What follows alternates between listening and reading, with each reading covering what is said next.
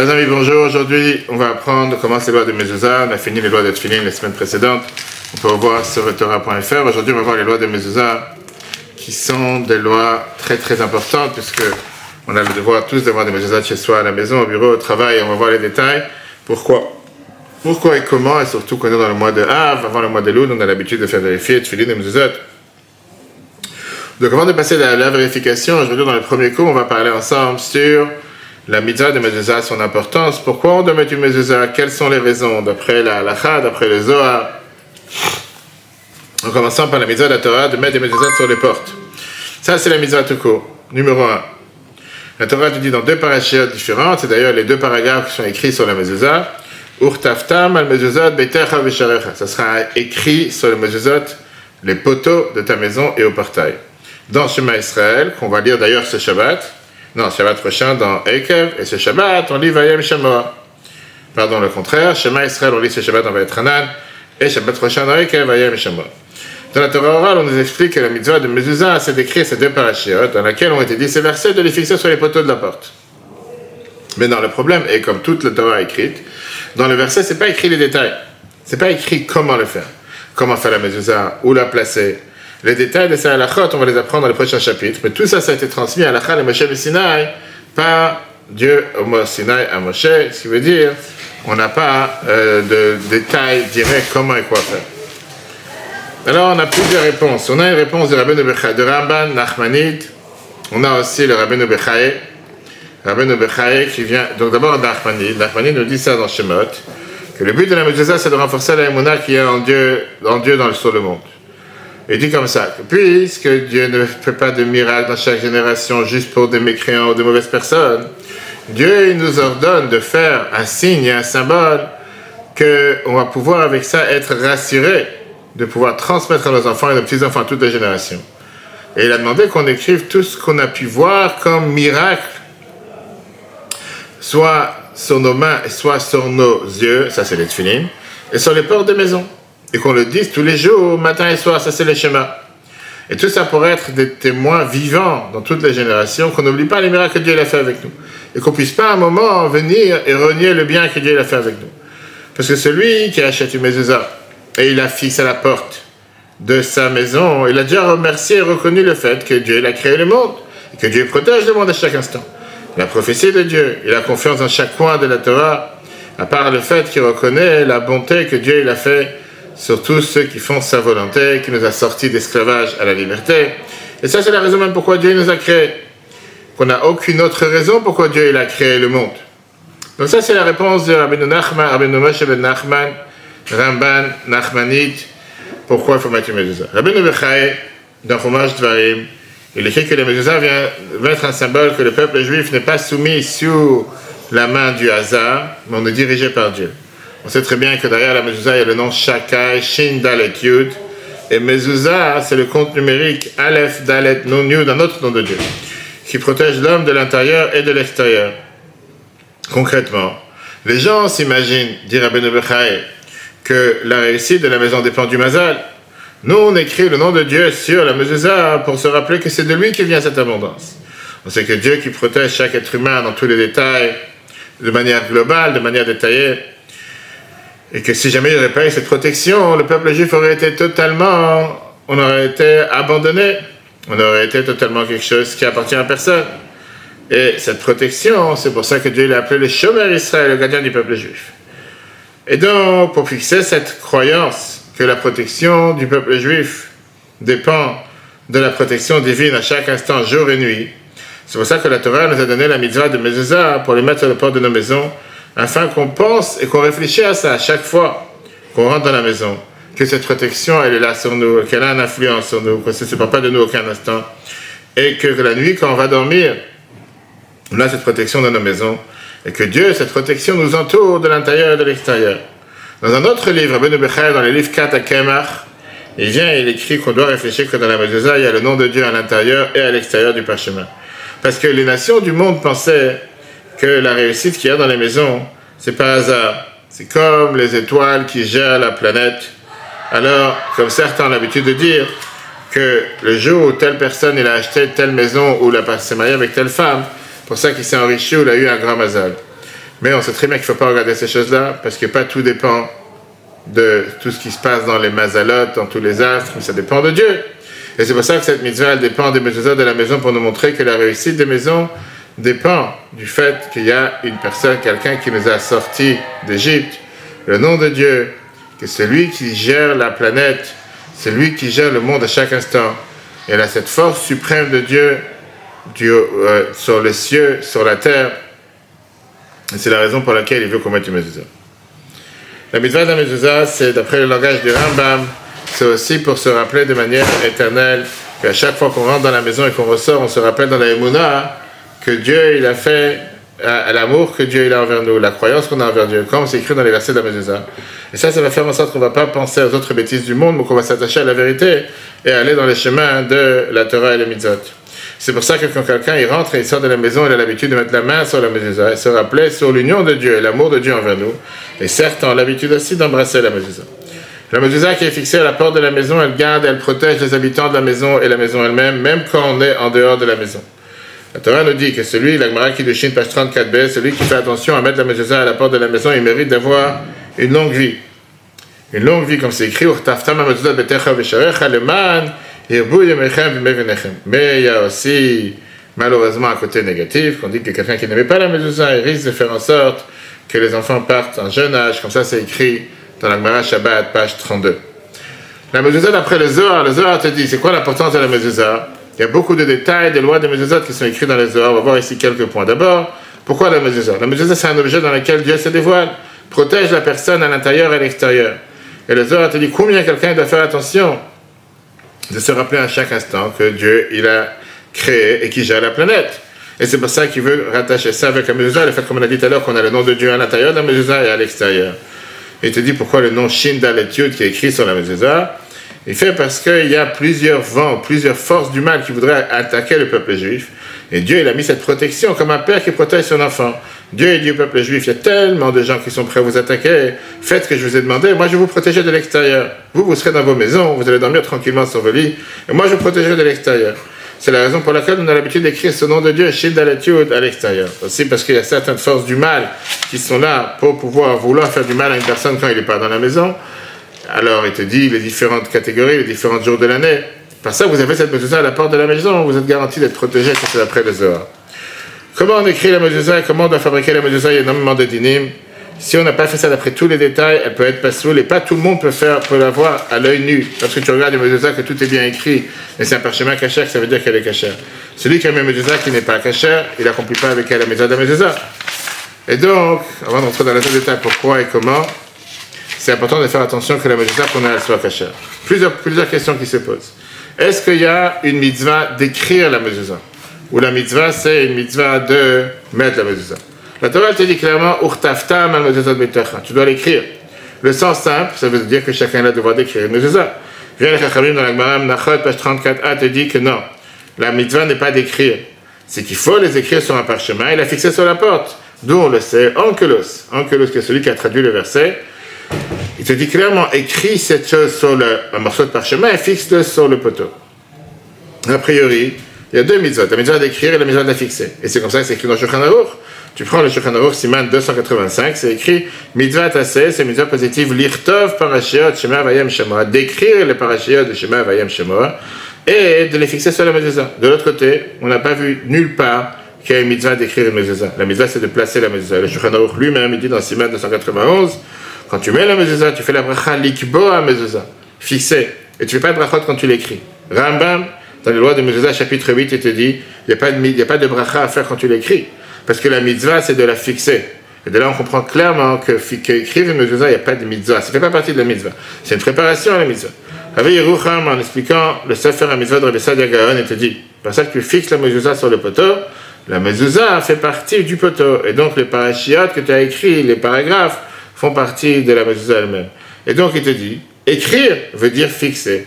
Et c'est comme ça que tu as accompli la mitzvah de la Torah, d'écrire la mezuzah sur tes maisons. Aussi, c'est la raison pour laquelle la mezuzah est appelée mezuzah, parce que ça veut dire le poteau, ça vient te dire exactement l'allusion où placer la mezuzah. Quelles sont les lettres qui sont écrites à l'arrière de la mezuzah?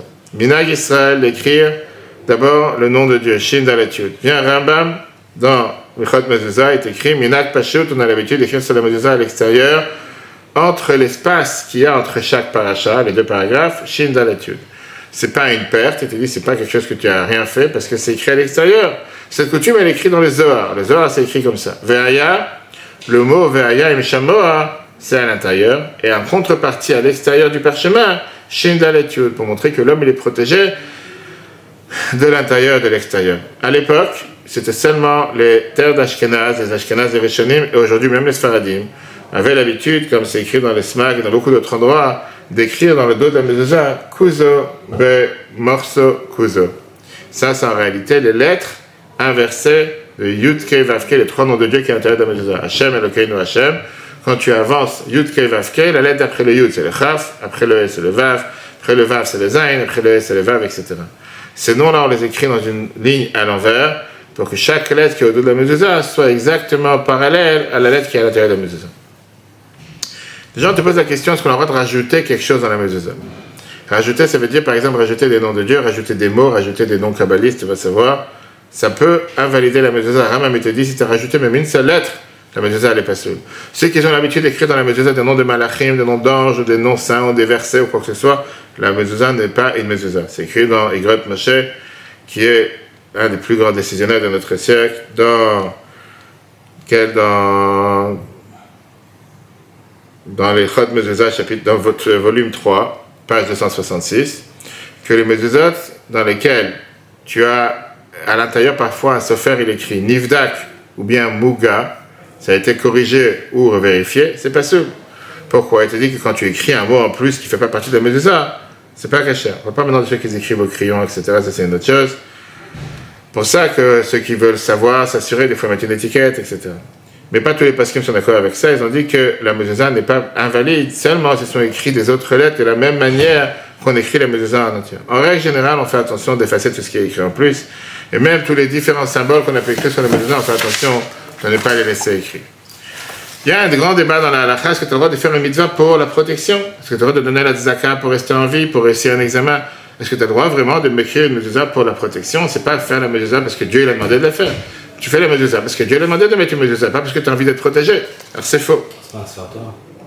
Après, c'est pas un Sefer Torah. C'est que les gens ils te disent, tu es en train de faire une mitzvah pour l'intérêt personnel et tu n'as pas le droit. Tu fais la mitzvah parce que Dieu l'a demandé, pas parce que tu dis, donne la tzaka pour être sauvé, pour réussir. Il faut le faire parce que Dieu l'a demandé. Alors c'est faux. C'est ça qu'elle dit.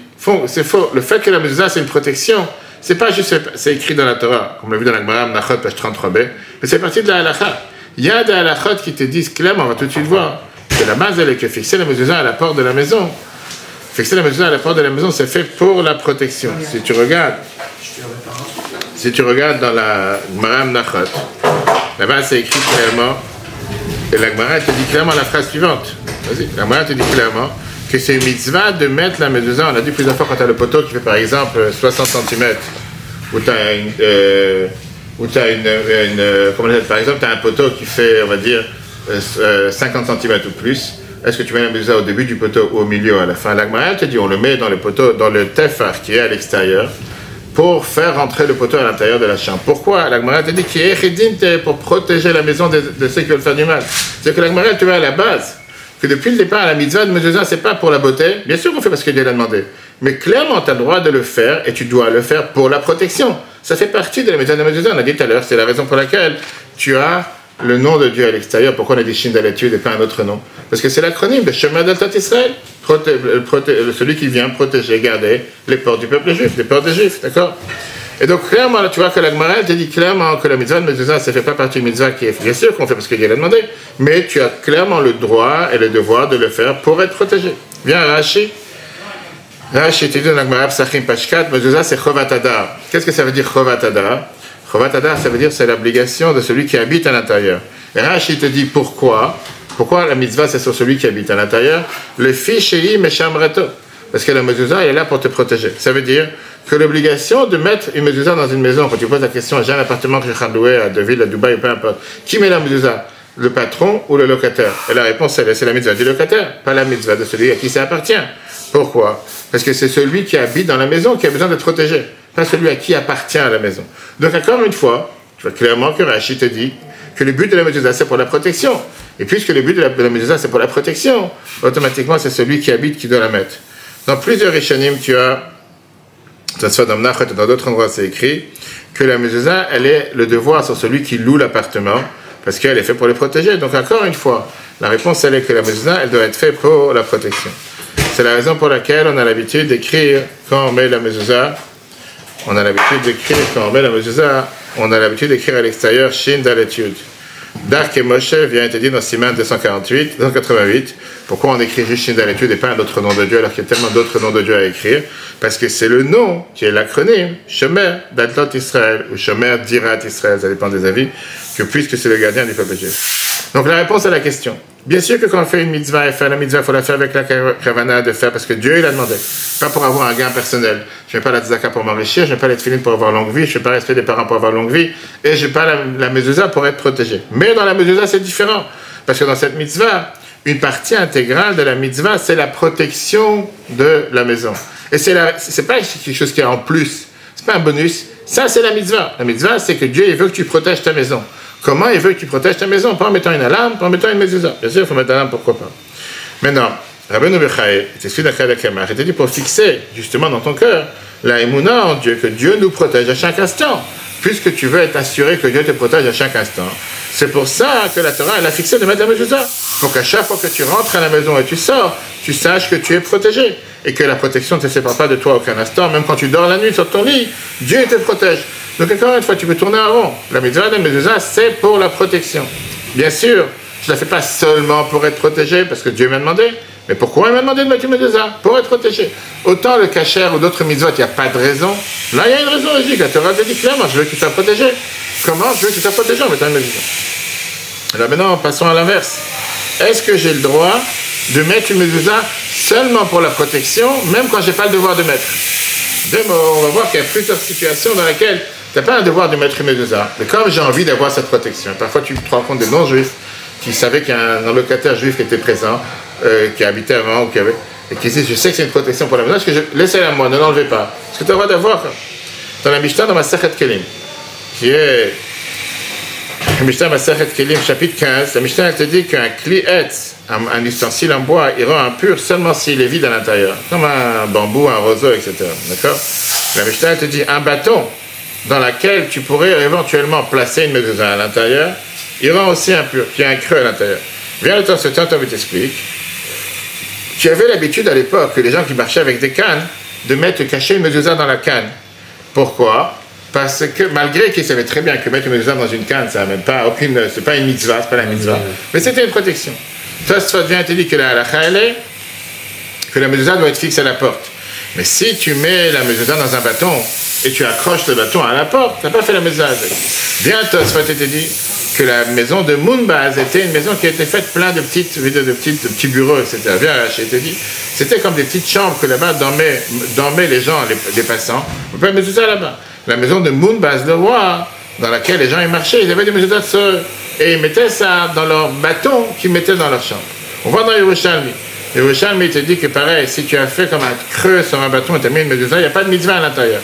Vient le Korban Haïda, te dit qu'à l'époque, quand les gens ils allaient à l'armée, ils avaient l'habitude d'avoir un bâton dans lequel ils mettaient une mezuzah à l'intérieur et ils le mettaient à côté des portes où ils campaient. De tout ça, on voit que même quand il n'y a pas d'obligation de mettre une mezuzah, il y a lieu d'avoir sur soi une mezuzah pour la protection. Et au passage, le rabbi lui-même a répondu à des dizaines de personnes qui avaient des problèmes pour dormir, qui allaient à l'hôpital ou quoi que ce soit, de mettre une mezuzah dans une enveloppe, dans leur lit, table de chevet qui est à côté du lit, dans deux enveloppes, et de les garder à côté d'eux où ils dorment. Ou de la voir sur eux, ou de la voir parfois dans la voiture. Sur le bureau du rabbi précédent, on peut voir ça, aujourd'hui c'est fermé, on voit à Shoshana, il y a une mezuzah qui est posée sur le bureau. Encore une fois, ça c'est pas la mitzvah d'avoir une mezuzah, la mitzvah de mettre ça sur la porte. Mais de dire qu'il y a quelque chose de mal d'en avoir en tant que protection, pas mal. Et là, on ne peut pas ne pas dire la parenthèse avec ce qui a été inventé les dernières années, que les gens te vendent des colliers où ils te mettent soi-disant une mezuzah cachée à l'intérieur, qui est 100% interdit. Pourquoi interdit? Parce que les gens ils font tout et n'importe quoi avec. Que ce soit dans la salle de bain, que ce soit dans la douche, que ce soit dans les toilettes, tu ne rentres pas avec une mezuzah dans les toilettes. Tu as dit oui, mais c'est protégé avec. Mis à part le fait qu'ils sont tellement petits que je ne sais même pas si c'est caché ou pas, ça peut être contre-productif qu'autre chose. Mais l'idée d'avoir une mezuzah dans un endroit qui n'a pas forcément le devoir, là, la il n'y a rien à contre-indicatif. Parce que c'est une protection. Est-ce que ça empêche? Mais le problème, c'est quoi? Des fois, tu parles avec des gens, j'ai pas envie de le mettre à la porte, qui a dit non, je vais le mettre dans le bureau. Tu n'as pas fait la mitzvah devant la mezuzah. La mitzvah, c'est d'avoir sur la porte. Il ne faut pas confondre. C'est ça le problème quand les gens commencent à transformer le din et la coutume. Le din, je ne vais pas le faire. La halakha, je ne fais pas. Mais je fais une dérogation. Je vais la mettre dans mon casier. Tu peux avoir une mezuzah dans ton casier, mais ça n'enlève pas le devoir d'avoir une mezuzah sur la porte. Terminons avec la fameuse histoire que le Yerushalmi te raconte. Le Yerushalmi raconte ça dans page 11. Artavan, le roi de Pras, il avait envoyé un diamant à Rabbi Yehuda. C'est un non-juif. Et il lui a dit, envoie-moi quelque chose de beau en contrepartie. Rabbi Yehuda, le maître de la Mishnah, il lui a envoyé une mezuzah. Artavan, il a dit, tu te moques de moi. Moi, je t'ai envoyé un diamant en pierre précieuse, que la valeur, elle est inestimable. Toi, tu m'envoies un pinceau de papier, quelque chose qui vaut rien. Rabbi Yehuda lui a répondu, ce que tu m'as envoyé, ce que je t'ai envoyé, c'est pas la même chose. Toi, ce que tu m'as envoyé à partir de maintenant, je dois me protéger avec des gardes du corps, etc., pour s'assurer que personne ne va me le voler. Ce que moi, je t'ai envoyé te protège, pas seulement quand tu es à la maison, mais même quand tu es à l'extérieur. De là, on apprend dans la halakha qu'il n'y a pas d'interdiction pour un non-juif de voir une mezuzah. Je n'ai pas dit qu'il fallait mettre une mezuzah chez un non-juif, mais que si un non-juif sait faire attention à la sainteté de la mezuzah et respecter la mezuzah, pas l'interdiction qu'il y ait une mezuzah. Est-ce que maintenant il faut faire une campagne pour les non-juifs? Ça ne pas, mais je dis voilà, on va Rabbi Yehuda l'a envoyé à un tel non-juif. La Gemara nous raconte la fameuse histoire, on a parlé de ça dans la Gemara Gittin d'Afirmi la semaine dernière, avec Onkelos qui s'est converti quand l'empereur Rome il a envoyé une bataillon de soldats pour aller le chercher pour le ramener à Rome. Il les a convaincus de se convertir. Après ça, il a envoyé un autre bataillon et ils lui ont dit, l'empereur il a dit ne parlez pas avec lui des paroles de Torah parce qu'il va vous convaincre que la religion juive c'est la meilleure, amenez-la tout de suite. Quand ils l'ont attrapé pour sortir, Onkelos il leur a dit je vais vous dire quelque chose qui n'a rien à voir avec la Torah. Il a dit écoutez, il y a un secrétaire qui amène une torche à son patron qui est plus important que lui, au pape. Le pape, il amène ça à celui qui est plus haut que lui. Bref, l'autre, il l'amène jusqu'au roi. Et le roi, se fait-il qu'il porte une torche devant des gens normaux? Ils lui ont dit non. Il dit Dieu est celui qui porte la torche devant le peuple juif. Dieu, il protège le peuple juif. Ils se sont tous convertis. Là, il a envoyé un troisième groupe. Il a dit ne parlez pas avec cet homme-là, il est dangereux. Vous allez parler, il va vous convertir encore une fois. Ils l'ont attrapé, ils sont sortis. Il a vu la mezuzah, il a mis la main sur la mezuzah. Quand il a mis la main sur la mezuzah, il a rigolé. Il lui a dit pourquoi tu rigoles? Parce que les gens normaux, le roi il est assis dans son palais, et les esclaves et les serviteurs, il les protège à l'extérieur. Dieu, c'est les serviteurs qui sont assis à l'intérieur, et lui il les protège à l'extérieur. Ils se sont convertis, il n'a plus envoyé quelqu'un d'autre. Ça c'est ce que la Gemara nous raconte. En deux mots, ce qu'on vient de voir aujourd'hui, la semaine prochaine on continuera par rapport à où acheter des mezuzot, quand vérifier. La mezuzah est clairement faite pour une protection, mais c'est important d'en avoir dans les bons endroits où il faut. J'étais il n'y a pas longtemps chez un ami, que tu connais, c'est qu'il avait, je suis parti dans le couloir chez lui à la maison, il avait le mezuzot des deux côtés. Je dis, qu'est-ce que tu fais avec le mezuzot des deux côtés? Il fait, comme je ne savais pas où mettre, j'en ai mis deux. Je n'en mets pas deux. Il arrive dans la chabal tassif, tu ne rajoutes pas. C'est où en rentrant ou en sortant, tu n'es pas des deux côtés. Donc on a enlevé parce qu'on doit faire vérifier. On doit mettre des mezuzot, on doit les mettre où il faut. Il n'y a aucun mal de les mettre pour se protéger, en s'assurant qu'ils sont bien comme il faut. La semaine prochaine, si Dieu veut, ou bien après les vacances, on verra sur où acheter les mezuzot, comment les vérifier, quand est-ce qu'il faut les vérifier. Le cours en replay sur etora.fr. Très bonne journée à tous et Dieu veut, à la semaine prochaine.